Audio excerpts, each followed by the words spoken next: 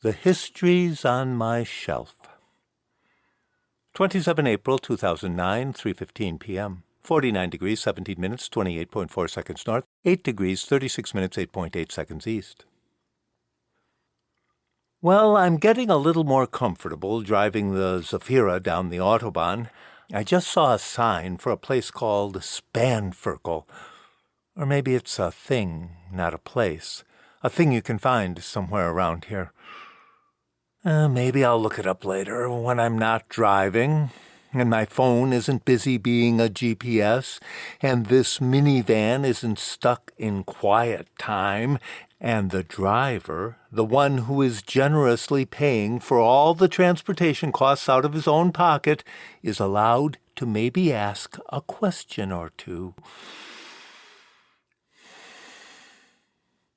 You know something? This is not at all what I expected this journey would be like. So what was I expecting? And that question leads me not to an answer, but to my Canosa shelf, as I call it, the 1/5 of a bookcase in my apartment back home, where I keep all the books and media I've acquired in the last couple of months as I prepared for this journey. Last night, for example, I watched Enrico Quarto by Luigi Pirandello, starring Marcello Mastroianni, and freely adapted and directed by Marco Bellocchio, whom I had never heard of, although according to the IMDb, he has a long list of director credits. Wait a minute. That wasn't last night. That must have been 2 nights ago. If you count that night over the Atlantic, those foreshortened hours of fitful half-sleep. Well, it was the last night that counts for me, the last time I slept in a bed. So that night, Saturday night, 2 nights ago by the calendar, last night according to my biorhythms, I watched the movie of Enrico Quarto and then put the DVD on the right end of the shelf, almost all the way over. I put it next to Tom Stoppard's translation of the same play, which is called Pirandello's Henry IV. I suppose that's to help the book buyer or the theater goer tell this Henry IV apart from all the other Henry IVs that float around in our historical and literary memory. The last time I checked, by the way, the disambiguation page on Wikipedia listed 15 rulers named Henry IV. 15 guys with that name and numeral. Let's see if I remember. 1 Holy Roman Emperor, 3 kings, 6 dukes, 2 burgraves, 1 count, 1 prince, and 1 Grand Master of the Teutonic Knights. I might be off by a burgrave or 2, whatever those are. I tried to learn the list by heart, or at least the aggregate summary, because as I was planning this trip, everyone I talked to kept getting mixed up about just which Henry was going to be involved. Now, the biggest sources of confusion are, of course, the other kings. For example, we speakers of English, when we hear Henry IV, usually think first of the Henry who gave his name to 2 plays by Shakespeare, which are really about his son, the future Henry V, about the Prince Hal, who is either squandering his youth or growing into greatness in the company of Sir John Falstaff. Of course, the reigning monarch, that would be the English Henry IV, did get a lot of stage time in those plays. As I vaguely recall from a BBC video, he's the central character in all those boring blank verse scenes where some minor knight interrupts with news of some off-stage battle, the high-minded political scenes that alternate with the low physical comedy and incomprehensible insults that Falstaff and Hal exchange while drinking in Mistress Quickly's tavern. The scenes we all wait for, even if we don't get all the jokes, if the right actor is playing Falstaff. Now, for continental Europeans, I get the impression that their default Henry IV is a different king. In fact, this particular confusion happens to a character in Pirandello's play. It's Henry of Navarre, the moderate Protestant who switched to Catholicism to take the throne of France in 1594, pissing off all the extremists of both sides during his life, but who became, after his death, a hero to moderates everywhere. if we moderates can be said to have heroes. And we can't forget Henry IV of Castile, Isabella's older half-brother and predecessor, a big athletic guy with a broken nose, but politically weak and seriously turned off by his wife, his cousin Blanche of Navarre, a marriage that was eventually annulled on the grounds of sexual dysfunction caused by some kind of spell or curse. Not much of a king, but what a great situation for a telenovela. A big macho guy who is either gay or addicted to brothels or drugs or something, incestuous marriages being arranged or defiled on a daily basis, an inquisition into an unconsummated matrimony, witchcraft, lots of witchcraft, and a clever little sister who will soon grow up to be half of the top power couple of 1492, maybe the greatest power couple of all time, Ferdinand and Isabella. I figure we're going to see Henry the Impotent on the Encore network sometime very soon. And then there's our Henry. I mean, the Henry who is Bertha's husband, Conrad's father, and the principal subject of the writings of Lambert and Bruno, and I guess now of my own, if you can call this writing. So anyway, our Henry, the one who's out there on a motorcycle someplace, I mean the Holy Roman Emperor, the King of the Romans, the King of Italy, and the King of Burgundy, that Henry, well, he has the distinction of being at the top of the chronological list. The first Henry, or Enrique, or Heinrich, or Enrico, or Henri, to have the Roman numeral 4 attached to his name. Of course, those numerals got attached later on. So in the 11th century, you would just say King Henry, or the Emperor, and everyone would assume you just meant the one who is alive now. Anyway, Pirandello's play isn't really about Henry and his trip to Canossa as such, but instead it's about an Italian nobleman who thinks he's Henry, or at least acts that way, because 20 years before he was riding in a carnival pageant when he fell off a horse and banged his head on a rock. And ever since that accident, he has been forcing everyone around him to act out a goofy costume drama. It's basically a cosplay game, which I guess was a hobby only the very rich could afford in the early 20th century. For this guy, this madman, the life of Henry IV and what happened at Canossa provides a juicy set of characters ready for role-playing. The role he's picked for himself is Henry, the German king who has come to Italy to beg forgiveness from the Pope.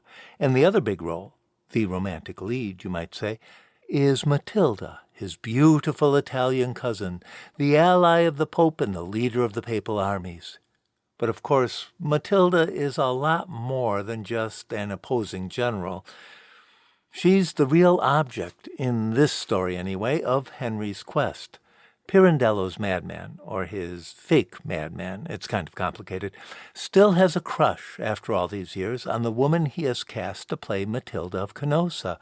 Several characters feel obligated to point out that there's no historical evidence of any romantic or sexual goings-on between the original Henry and the original Matilda, and of course those characters are right. There's absolutely no evidence. But I still think that Pirandello is onto something. After all these centuries, 800 plus years in Pirandello's case, more than 900 in mine, the sexual tension between Henry and Matilda is part of the story, or at least part of the fascination. Let's see. Matilda was 4 years older than Henry. Did they ever, in some castle when they were kids, would they ever, if they had the chance? I think that's something that anyone with even a moderate level of sexual curiosity starts wondering when you read a few books about what happened at Canossa. So I put the DVD and the book by Stoppard and Pirandello about 7/8 of the way over, almost all the way toward the right end of my Canossa shelf, next to the DVD boxed set of The Meek Shall Inherit. You know, that Encore network telenovela about Bertha of Savoy. The one that stayed pretty much historically accurate until it got to the end of the first season. Spoiler alert, the decapitation scene. Because of that season finale, well, yeah, and then the entire rest of the show, in which Bertha becomes Bertha the Great, the first Holy Roman Empress to really rule, that I decided to place The Meek Shall Inherit on the right end of my shelf. You see, my shelf is ordered, left to right, roughly on a scale of scholarly respectability. Trustworthy, reliable, and well-researched on the left end, and outrageous, outlandish, and unfettered on the right. If you want to see a correspondence with a certain political spectrum, that's your problem. My system began with me putting the more believable books closer to my reading chair, even though I'd often end up reaching for more entertaining stuff at the other end. The left end starts with books that are well-researched but boring, the kind where the footnotes are more interesting than the text, like a certain standard biography of Henry, of which I will say no more. Then there's stylishly written surveys of the 11th century. Several of these appeared in the early 2000s, inspired, I suppose, by parallels with Y2K and 911. And then the good stories, pretty slim pickings, except for a feminist biography of Hildegard of Bingen. And then the completely unreliable narratives, like The Song of Henry, that fake medieval poem, or Warrior Daughter Saint, the ultra-Catholic version of Matilda's life aimed at preteen girls. Two books which occupy opposite poles of the continuum of reactionary opinion that seems to attach itself to Canossa, with macho pagan bullshit on one end and super holy the church is always right Catholicism on the other. Just a minute. Exit ramp coming up. The one I'll be taking on to A6. Okay. Not too difficult. If you're the slowest minivan on the Autobahn and always stay in the right lane. So, at the extreme right end of my shelf, the totally off-the-wall end, there's a book that sets forth the arguments of a crazy Russian mathematician who maintains that the Middle Ages never happened at all. Or to be exact, that the years between 500 and 1500 actually took only about 100 years to occur. This Russian guy's idea is one of those almost believable, but in the end completely nutso theories that could only have emerged from the latter decades of the Soviet Union, when it seems that lonely geniuses were encouraged to outdo each other with denunciations of the decadent Western belief system.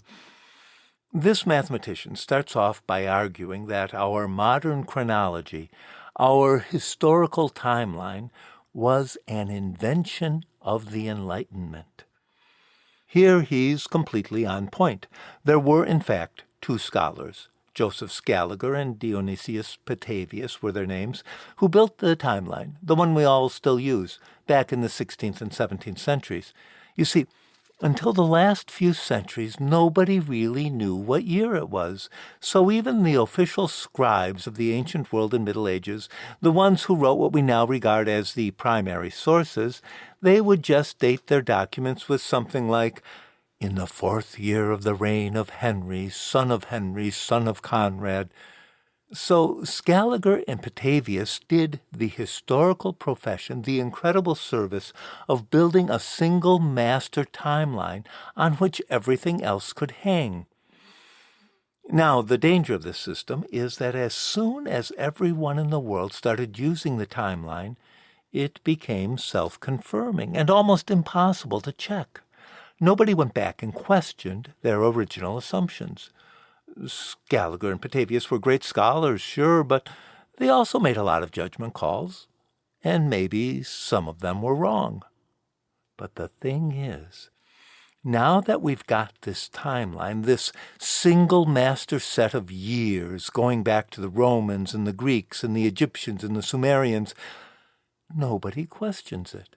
It's like we assume that everyone in the past had clocks and calendars on the walls, and everyone knew the time and date. But of course they didn't.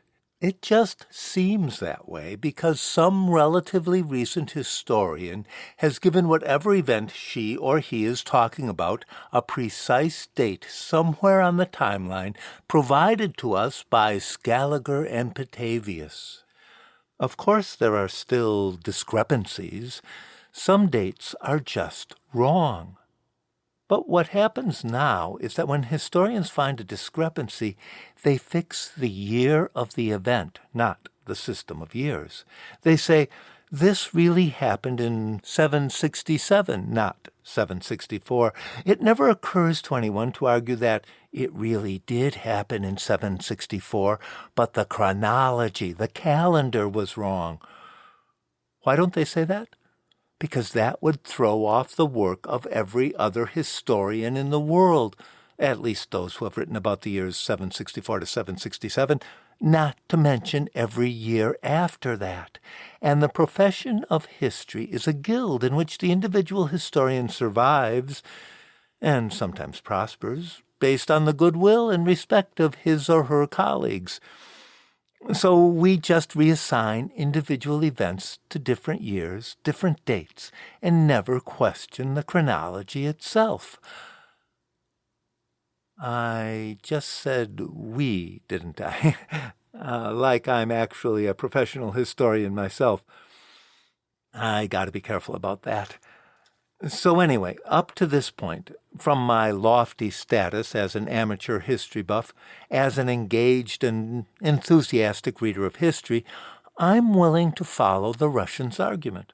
I'm willing to grant that Scaliger and Petavius might have made a few mistakes, that the whole system could possibly be off by a couple of years, maybe even 5, 6, 7 years, and we'll never catch the mistake because we are locked into a frame of reference.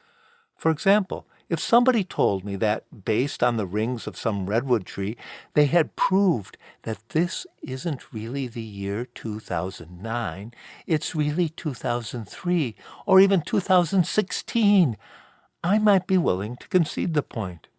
But the thing is, I'd also argue that it doesn't really matter, because the whole system is kind of arbitrary, and since we've been keeping really good records since the year 1500 or so, why not keep calling the years the same names we've been calling them? But this Russian mathematician, he makes a more sweeping argument, an argument that is much wilder in every possible way. He basically disregards all the chronological cross-checking that all the historians in the world have ever done and accepts the reports of a few ancient and medieval stargazers as precise and well-documented facts, as the only data points, in his view, worth considering. And from these, for him, ironclad facts, these reports of ancient astronomical observations, he deduces that this or that solar eclipse or passing comet must be the one, according to his calculations, that would have occurred at such and such a date, usually many centuries later. And from that irrefutable reasoning he shows, quod erat demonstrandum, that the Middle Ages never happened at all. Or rather, since something undeniably did happen, he figures it happened at a 10-to-1 compression ratio, in a kind of time-lapse video. The events we used to spread out over 1,000 years now must rush past us in 100. It's kind of fun to work through these ideas as a thought experiment, but in the end, I don't buy it. Not at all. I absolutely believe that the Middle Ages were real, that the 11th century lasted damn close to a full 100 years, and that Henry and Bertha and Conrad really went to Canossa 932 years ago. Or thereabouts. That's why I'm here, on this Autobahn, right now.